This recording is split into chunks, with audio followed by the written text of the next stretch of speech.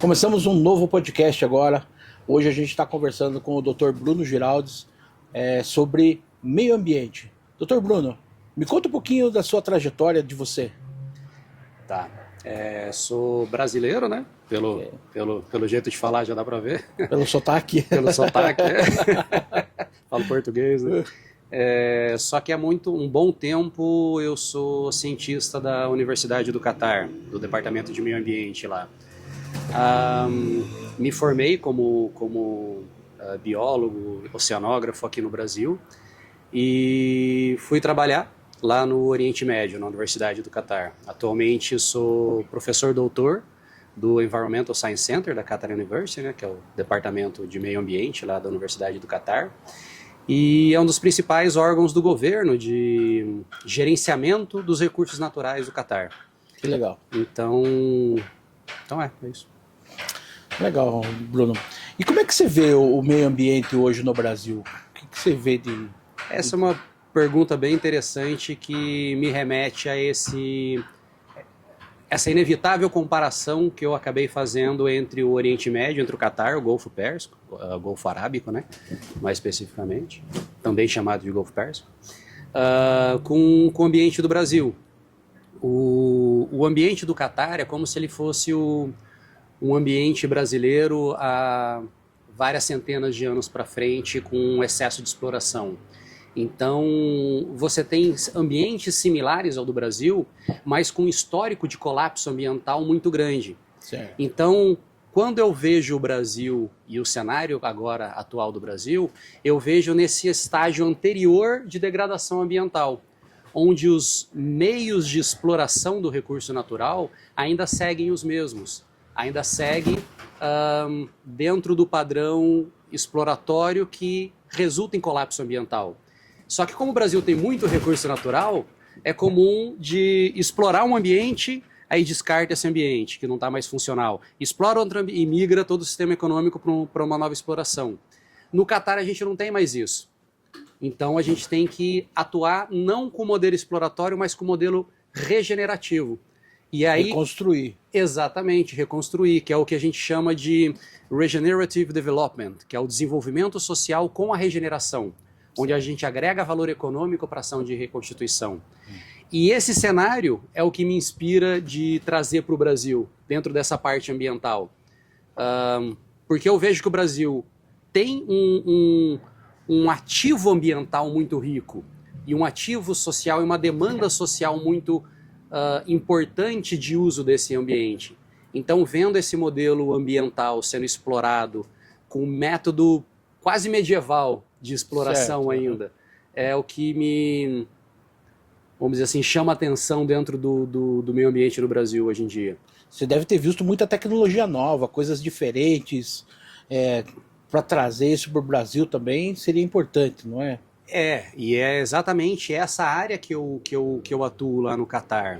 Que legal. Porque a gente não tem mais, lá no Catar, eu não tenho a chance de, tipo assim, vou estudar o que eu quero. Eu tenho que dar solução para o governo, para o meio ambiente. Então, é a minha função social dentro do meio social de lá do Catar, é exatamente de oferecer soluções para que o ecossistema ou os ativos ambientais ainda tenham funcionalidade econômica. O que isso, tipo assim, me impulsionou, me pressionou para seguir? Esse desenvolvimento de tecnologias além das tecnologias que a gente já tem disponível. Realmente, lá no Catar, a gente tem acesso a o que tem de tecnologia de ponta no mercado, e a gente tem a chance de investimento para pesquisa. Só que quando a gente trata de reconstituição ambiental, ainda existem alguns gaps que acaba transformando a reconstituição ambiental em algo muito amador, onde ainda é algo muito acadêmico, ainda é algo muito embrionário, o conceito de reconstituição da parte marinha. Florestal já tem um avanço tecnológico mais alto, mas para a parte marinha, como tinha uma demanda muito grande lá no Catar de me ofereça soluções para a reconstituição ambiental, eu foquei grande parte desses meus 10, 11 anos que eu estou no Catar em validação de tecnologias que acelerem a reconstituição ambiental. Então, eu trabalhei e trabalho ativamente dentro de validar tecnologias, porque uma coisa é uma tecnologia validada no ambiente e transportar ela para outro ambiente, e outro ponto é criar uma tecnologia do nada. Quando você cria uma tecnologia, você não pode só criei uma tecnologia que eu acho que vai ser funcional. Ela tem que ter validação e tem um índice para isso, que é uma coisa muito interessante que a gente usa lá, que é o modelo industrial de desenvolvimento de tecnologia, que precisa de um negócio que chama TRL, que é Technology Readiness Level, que é quão pronto aquela tecnologia está para ser inserida dentro do mercado de trabalho. Então eu trabalho muito isso com foco na reconstituição ambiental. Desenvolvo tecnologia e faço experimentos para validar a funcionalidade dessas tecnologias. Entendeu? E como é que se valida isso? Como é que funciona essa validação? Isso é técnica mesmo? É estudo? Trabalho? Técnica científica pura. É ciência aplicada no mais alto nível possível. Então, por exemplo, uma das estruturas de construção subaquática que eu desenvolvi, baseado, então, dentro desse TRL é um índice que vai de 0 a 9, por exemplo, e eu dentro da parte conceitual, eu entro só na parte inicial desse TRL. Então, conceitualmente, eu criei essa estrutura para ser usada como fazenda de coral e estrutura subaquática. E para validar a funcionalidade dela, eu preciso de experimentos em laboratório e experimentos em campo. E isso me levou para... Isso que é interessante do Qatar, que eu posso fazer parcerias com diferentes universidades do mundo, com os melhores experts do mundo. Que legal. O que me levou, por exemplo, para essa validação dessa estrutura de construção subaquática para a Austrália, onde eu fui lá na Universidade de Brisbane, em parceria com o professor Tom Baldock, e a gente fez as modelagens físicas, colocando essa construção subaquática sobre pressão de correnteza e vendo o padrão de sedimentação. É semelhante a um túnel de vento quando você vai fazer uma validação de uma aerodinâmica de um carro, por exemplo, que você põe no túnel de vento. Para a construção subaquática é semelhante. Então a gente coloca numa piscina que tem correnteza, numa piscina que tem onda, e vê qual é a resposta da construção subaquática e do sedimento na estabilidade da estrutura. Então assim a gente validou uma tecnologia. Com experimento em laboratório, simulando ambientes reais, com experimentos práticos, validando o experimental em laboratório, e depois do experimento prático só entra com nível de maturidade alta dentro do TRL quando você tem uma linha de produção clara e uns cases de validação. E já tem esses cases de sucesso já? Já tem. Já faz um bom tempo que a reconstituição do recife de coral e de estoque pesqueiro, a gente aliou técnica de aquicultura para que a construção subaquática seja jardinada. Então a gente aumenta e manipula a biodiversidade para que ela tenha um aspecto original dela o mais rápido possível. O termo seria assisted rewilding, que é tipo assim, você pode deixar um ambiente recuperar por ele mesmo. Um ambiente degradado, destruído, vamos dizer assim. Só que ele demora tempo.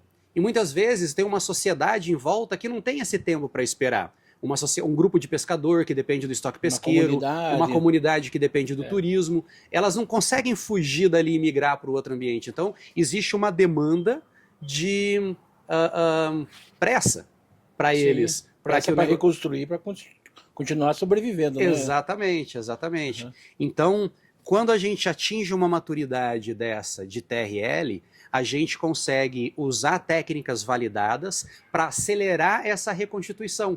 Então você não precisa esperar a recuperação natural do ambiente. Você faz uma recuperação assistida, que é implementar tecnologia, jardinar o ambiente e acelerar a restauração do ambiente. E a gente tem case de sucesso para recife de coral, a gente tem case de sucesso para estoque pesqueiro, a gente tem case de sucesso para manguezal, o que é muito interessante, e para alguns outros biomas semelhantes marinhos, a gente tem um case de sucesso bem... E esse é o ponto, não é só um case de sucesso com achismo. Existem publicações científicas com validação, que aumentou esse TRL, esse Technology Readiness Level, para número 9, que é o maior nível, né, que já está em linha de produção. Entendi. E, assim, isso também, você me falou do manguezal, isso também influencia no crédito de carbono, não é? Exatamente. Me fala um pouquinho do que é o crédito de carbono. Tá. Vou dar uma introduçãozinha primeiro no conceito geral, daí a gente entra, porque eu estou falando da reconstituição ambiental e o que isso tem a ver com o crédito de carbono.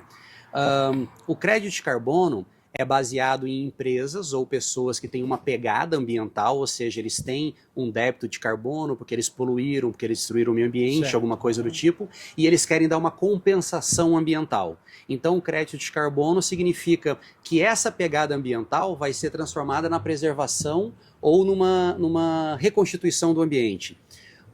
Quando uma planta cresce, quando ela cresce uma estrutura, quando ela fixa o carbono da atmosfera com a respiração dela, ela cria biomassa, ela cria plantas, cria um galinho ali, uma folhinha ali. Então, esse crescimento tem a assimilação de carbono. Então, quando você fala de carbono azul, você está falando basicamente, tem de seagrass, né, que é os prados de fanerógamas, mas principalmente manguezal. O manguezal, ele tem uma fixação e assimilação de carbono muito alta, principalmente por causa das raízes. Chega a ser 4, 5, 6 vezes mais do que uma floresta de bom porte, por exemplo, a fixação de carbono do manguezal. E é chamado de carbono azul, esse manguezal. E ele vai totalmente de encontro com esse conceito de desenvolvimento regenerativo. Esse conceito de desenvolvimento regenerativo significa que a gente vai desenvolver uma sociedade com base na preservação e regeneração do meio ambiente. No caso do manguezal, esse manguezal pode virar um ativo de carbono azul, muito importante, onde os financiadores com pegada ambiental vão transformar ou vão comercializar esse carbono e precisa ter um desenvolvimento social linkado a isso. Porque quando você faz uma validação de um carbono, você precisa de pessoas para fazer esse monitoramento, você precisa de interação, e aí é que entra a beleza desse modelo que eu venho trabalhando, que é o que me trouxe para o Brasil, né? Que é essa interação com a Blue Reef. Eu sou consultor da Blue Reef para a América Latina, e eu trago essas tecnologias para o Brasil com a Blue Reef, e um dos objetivos dessa reconstituição, desse desenvolvimento regenerativo, é aplicar esse conceito de gerenciamento azul. E o que é esse gerenciamento azul? É considerar que cada ambiente é um ativo econômico. E esse ativo econômico dentro do gerenciamento é o que faz o ambiente se tornar lucrativo para a comunidade local e para o investidor. Então, esse conceito de reconstituir o manguezal ou preservar usando o carbono azul é um dos passos funcionais que tem para o turismo, para o desenvolvimento regenerativo. Entendi. E você acha então que é possível trazer retorno financeiro de uma reconstituição ambiental? Você acha que é possível, não só com crédito de carbono, mas com outras ações, né? Exatamente. Não só acho, como tenho certeza disso. Sim, claro. E esse modelo que a gente traz com a Blue Reef aqui para o Brasil é exatamente mostrar como desenvolver economicamente dentro do modelo de reconstituição, regenerativo. Então, a gente cria modelos exploratórios que não são modelos exploratórios em si, porque a sociedade moderna evoluiu explorando, como a gente comentou sobre isso. Esse modelo, ele ensina ou demonstra como que essa reconstituição ambiental tem resultado direto na economia circular de comunidades que exploram naturalmente esse ambiente. Vamos traduzir esse monte de termo complexo que eu estou usando. Uma comunidade de pescador que o ambiente degradou, está sendo destruído, ele perdeu a lucratividade, ou seja, ele perdeu a funcionalidade econômica e biológica do ambiente. Esse pescador, ele vai lucrar muito mais com o turismo de reconstituição do que com a continuidade da pesca dele, por exemplo. Certo. Então, você treinando e capacitando um pescador desse e usando o dinheiro de um financiador de pegada ambiental, você consegue linkar um modelo econômico para reconstituir e dar sentido na vida desse pescador e um lucro para ele, para a reconstituição. Então o pescador transformaria aquele ambiente destruído ele ganharia e lucraria com a reconstituição, com a produção de espécies para reconstituição. E eu estou falando de produção direta mesmo. Entendi. Já tem tecnologia para produzir robalo, já tem tecnologia para produzir garupa, já tem tecnologia para produzir espécies chaves dentro do que foi destruído da cadeia trófica. Então a gente já tem ferramenta científica para identificar, nesse ambiente aqui foi, vamos dizer assim, diminuído a quantidade de predador X ou Y. A gente consegue produzir, literalmente, esse predador X ou Y e reconstituir e reintroduzir no ambiente. E esse pescador, ele vai ser um agente nessa reconstrução do meio ambiente. Certo. Então, é um dos métodos de garantir lucro para esse pescador de subsistência local. Só que a indústria do turismo toda local também lucra. Por exemplo, Sim. porque você desenvolve economicamente o setor turístico, mesmo que seja da pesca recreativa, em um ambiente já degradado.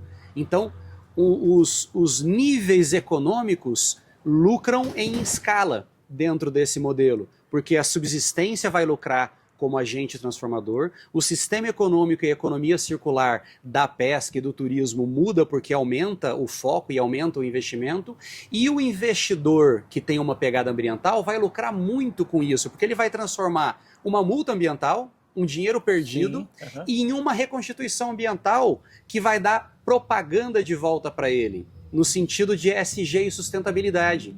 Então ele vai transformar um dinheiro perdido em um lucro. Em lucro. É super vantajoso. Isso é muito aplicado dentro da indústria do petróleo, por exemplo. É bem interessante, que é transformar um dinheiro perdido ambiental em um selo de sustentabilidade dentro do ESG, basicamente financiando o desenvolvimento regenerativo em áreas específicas. Que legal, Bruno. Então, eu tenho uma pergunta minha agora particular, que a gente pode colocar na edição ou não, tá? Sim. Mas é sobre a reconstituição de ambientes. Ou seja, a gente tem visto muita erosão nas praias e tudo mais. E até em Camboriú foi feita agora uma obra gigantesca de alargamento da faixa de areia, e tal. Sim. E nesses casos aí, como que o meio ambiente se trabalha, como é que o ambiente funciona nisso? Porque ele fez essa faixa pelo turismo, né? Isso. Tá? Mas ele poderia aproveitar para outras coisas também, não é? Poderia, mas esse exemplo de Camboriú é um excelente exemplo de como a reconstituição ambiental agrega valor financeiro também para a parte imobiliária. A praia, por ser mais bonita, os imóveis valem mais. Com certeza. Então, é um dos modelos dessa assimilação de valor que você tinha perguntado, se era lucrativo reconstituir o meio ambiente. A praia é um exemplo visível isso porque é muito marcante. Aumentou a faixa de areia em Camboriú, os imóveis já tiveram um salto de valor mensurável, já se tem números para isso, né, de quanto que melhorou. Como que é que essa parte de erosão a gente trabalha especificamente? Uma dessas validações que eu fiz lá na Austrália de experimentos foi em piscina de onda, onde a gente também usou a técnica de engenharia azul, que é o Blue Engineering, copiando com biomimética as estruturas naturais que já fazem essas barreiras, e a gente fez a validação desse TRL para controle de erosão costeira. Em um ambiente que já foi erodido, você só aumentar a faixa de areia, você só está meio que paliativo. Certo, porque toda ressaca vai vir de novo e vai comer de novo. Exatamente. Porque você não tem um input, uma entrada de areia proporcional à remoção. Certo. Então essas tecnologias que a gente desenvolveu lá na Austrália ou validou ela, a gente também está tentando trazer aqui para o Brasil com a Blue Reef, também com a minha consultoria, onde a gente faz desenhos de engenharia subaquática e arquitetura calculando a energia da onda, e essa tecnologia demonstrou que a gente pode usar a energia da onda, que naturalmente remove a areia, para empurrar a areia de volta. Então, esse modelo de Camboriú, por exemplo, tantas outras praias, logo após fazer uma engorda da faixa de areia, você tem que usar as tecnologias para reduzir a pressão da onda. Certo. E essas tecnologias aumentariam em muito a vida útil de uma praia novamente. Entendi. Então esse é um dos exemplos de que você... E tem outra, esse modelo de engenharia azul para controle de erosão costeira, você não afeta esteticamente a praia, como criar moles. Uhum. Porque os moles, eles acabam dando um aspecto de porto para as praias. Sim, enquanto que esse modelo de tecnologia de engenharia azul submersa para controle de pressão de onda acaba tendo um resultado efetivo de manter mais onda e usar a energia da onda para empurrar a areia de volta para a praia.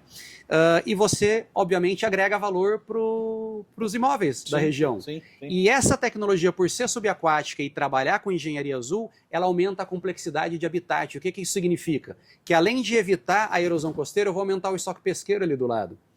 Então você tem que esse é um dos conceitos da engenharia azul, né? É você aumentar a complexidade estrutural das construções subaquáticas para que aumente a quantidade de vida.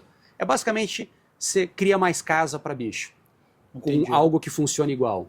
Eu vi alguns vídeos de você mergulhando, de você dentro da água lá, e vi você colhendo corais e plantando corais. Seria mais ou menos isso numa peça específica que vocês produzem, não é? Exatamente. A gente, quando criou o conceito dessa peça de construção subaquática, ela tem uma plasticidade de criação muito grande, porque é um modelo hidrodinâmico que não é coberto por areia e permite que a gente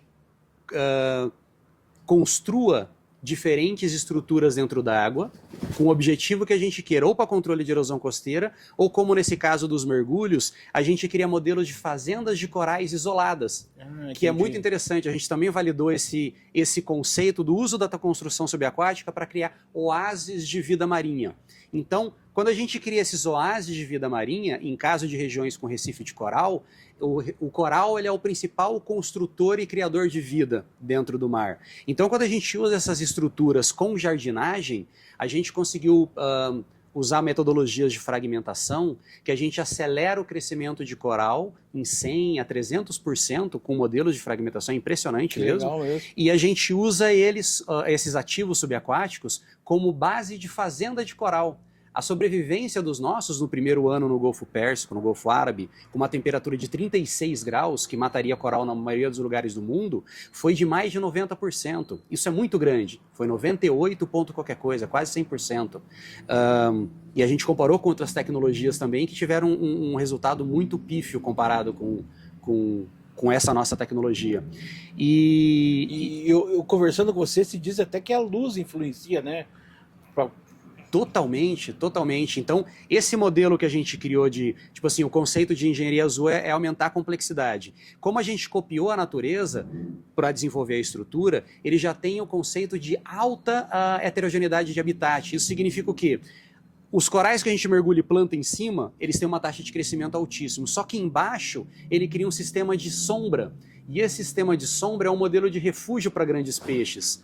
Então, nos resultados que a gente teve dessa construção subaquática, teve uma média de 100 a 200 peixes por metro cúbico de construção subaquática. Isso é muito grande. E muito disso é por causa desse padrão de zona de sombra, onde você cria um habitat crevicular que você atrai muito invertebrado e é refúgio para peixes grandes. É muito interessante, deu absurdamente certo, é lindo. Que legal. Se você puder, eu vou te passar os vídeos sobre a quantidade de peixe e tudo mais, você vai adorar, é lindo. Não, eu já tenho visto agora aquelas imagens que a gente tem olhado aí, que você até mandou há tempos atrás, e tem muito material bonito de se ver, né? Você vê peixes diferentes, exóticos, é muito legal, né? É muito bonito, é muito bonito. E essa é uma coisa interessante que... Tipo, eu atuo com essa pesquisa tanto na Austrália quanto no Brasil, quanto agora aqui no Brasil junto com a Blue Reef. E existe um conceito que chama equivalência ecológica. Então, o padrão de crescimento dos corais aqui no Brasil, na Austrália ou no Catar é muito semelhante. Então, você tem tipos de corais habitando nichos específicos no coral. Você tem tipo de peixe habitando, tipo, em cavernas, em grutas, você vai ter sempre garopas. E a garopa pode ser a espécie da garopa da Austrália, a espécie da garopa do Catar ou a espécie da garopa do Brasil. Entendi. Então, em quase todo lugar você tem um modelo de robalo também. Então, o crescimento e uso do robalo como estrutura dentro da cadeia trófica é igual em quase todo lugar, porque existe uma equivalência de nicho ecológico com diversidade de espécies diferente. E essa é a beleza dessa tecnologia, de construção subaquática. Muito bom conversar com você, Bruno. Você parece um rapaz muito apaixonado pelo que faz, gosta muito do que faz, e eu queria que você deixasse o contato aqui para a gente conversar. Posso deixar embaixo escrito, né? Mas eu gostaria que você deixasse o seu e-mail para alguém precisar de alguma informação, alguma coisa assim. Tá. Eu atuo aqui no Brasil via Blue Reef, então vocês podem contactar direto a equipe da Blue Reef aqui no Brasil. Eles oferecem com a minha consultoria a implementação desses projetos. Então, se tem algum tomador de decisão do governo que queira melhorar uma parte socioambiental em algum ambiente costeiro, e se estende para a parte lacustre também, pode contatar direto a Blue Reef. Se tiver alguém querendo fazer esse modelo de controle de erosão costeira, também dá para fazer projetos personalizados pela Blue Reef. Então vocês podem contatar a Blue Reef, que eles têm o meu contato direto para desenvolvimento dos projetos. Bruno, muito obrigado pela conversa, parabéns e sucesso aí para o negócio. Muito obrigado, prazer estar aqui.